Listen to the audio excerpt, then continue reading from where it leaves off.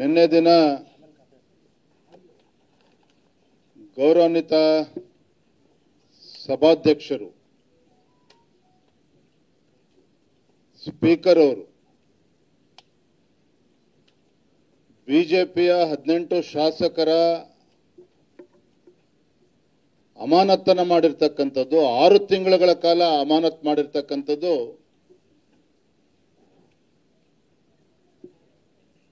ಇದು ಸಂಪೂರ್ಣವಾಗಿ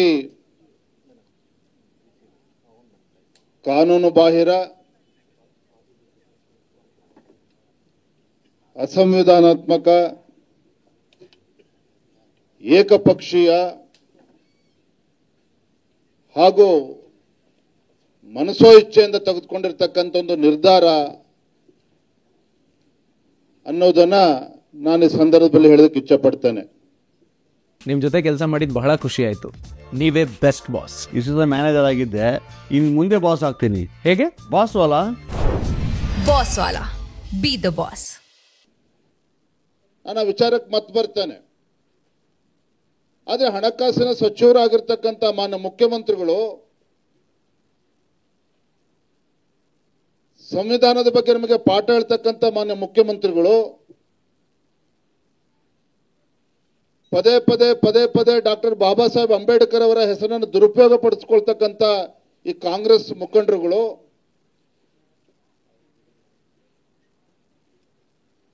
ಇವತ್ತು ಬಜೆಟ್ನಲ್ಲಿ ಕೆಲವು ನಿರ್ಣಯಗಳನ್ನು ತೆಗೆದುಕೊಂಡಿದ್ದಾರೆ. ಇದು ಕೇವಲ ಅಲ್ಪಸಂಖ್ಯಾತರ ಓಲೈಕೆ ಅಷ್ಟಲ್ಲ, ಹಿಂದೂಗಳಿಗೆ ಅಪಮಾನ ಮಾಡ್ತಕ್ಕಂಥ ನಿರ್ಧಾರ.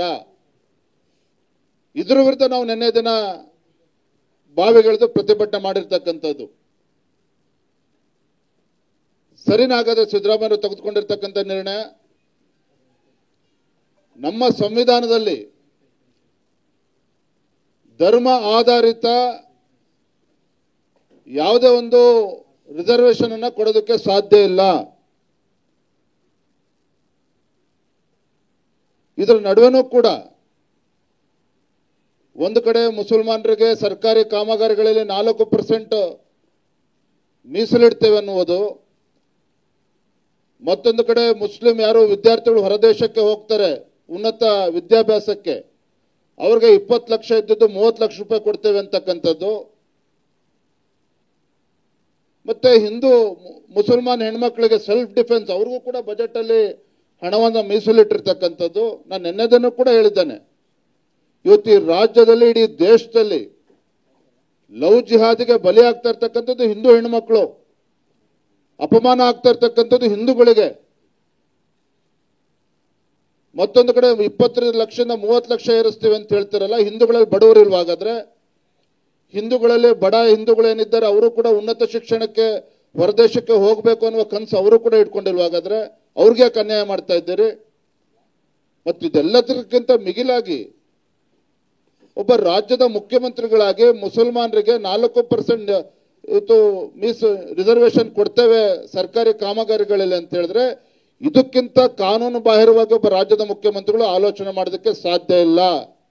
It's totally unconstitutional.